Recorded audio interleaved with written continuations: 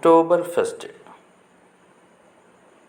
ജർമ്മനിയിലെ മ്യൂണിക്കിലാണ് October fest നടക്കുന്നത്. അതിൻ്റെ ആദ്യത്തെ കൗതുകം തീയതി തന്നെയാണ്.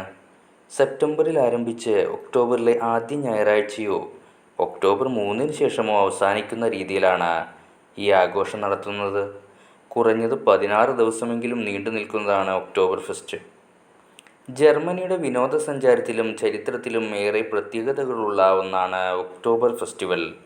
1810-ലാണ് ഇതിൻ്റെ തുടക്കമെന്നാണ് ചരിത്രം രേഖപ്പെടുത്തിയിരിക്കുന്നത്. അക്കാലത്തെ ഭരണാധികാരിയായിരുന്ന ലുഡ്വിഗ് ഒന്നാമൻ്റെ വിവാഹത്തിൻ്റെ വിളംബരം എന്ന രീതിയിലായിരുന്നു ആദ്യമായി ഒക്ടോബർ ഫെസ്റ്റ് ആഘോഷിച്ചത്.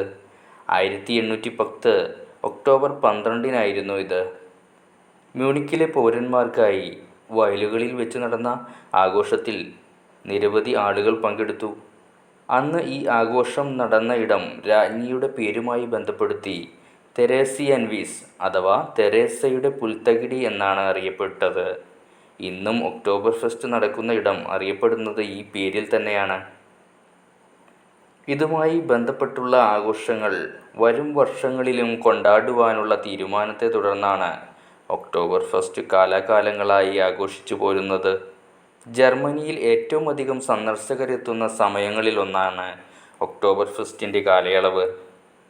ആഘോഷത്തിലെ ഏറ്റവും പ്രധാന ഘടകം ബിയർ തന്നെയാണ്. ചുരുങ്ങിയത് 7.5 ദശലക്ഷം ബിയർ ആളുകൾ കുടിച്ചു തീർക്കുന്നു. ഇവിടെ ബിയർ എപ്പോഴും 1 ലിറ്റർ ബിയർ മഗ്ഗുകളിലാണ് വിൽക്കുന്നത്. ഇവിടെ വിൽക്കുന്ന ബിയറുകൾക്കും ചില പ്രത്യേകതകളുണ്ട്. ജർമ്മനിയിൽ നിലനിൽക്കുന്ന ബിയർ നിർമ്മാണ നിയമങ്ങൾ പാലിച്ചുകൊണ്ട് നിർമ്മിക്കുന്ന ബ്രൂവറികൾക്ക് മാത്രമേ ഒക്ടോബർ ഫെസ്റ്റിൽ ബിയർ വിൽക്കുവാൻ അനുമതിയുള്ളൂ. അതിൽ തന്നെ മ്യൂണിക് നഗരപരിധിയിൽ നിന്നുള്ളവയായിരിക്കണം ഈ ബ്രൂവറികൾ എന്നതും ഇതിൻ്റെ നിയമമാണ്. 70 ലക്ഷം ആളുകൾ 2 ആഴ്ചയ്ക്കുള്ളിൽ കടന്നുവരുന്ന ആഘോഷങ്ങൾ നടക്കുന്നത് ടെൻറ്റുകളിലാണ്. ഭീമാകാരമായ ടെൻറ്റുകളാണ് ഇവിടെ സന്ദർശകർക്കായി ഒരുക്കുന്നത്.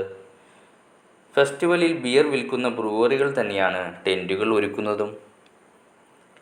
ഇതുപോലുള്ള രസകരമായ അറിവുകൾ തുടർന്നും ലഭിക്കുന്നതിനായി ഈ ചാനൽ സബ്സ്ക്രൈബ് ചെയ്യൂ.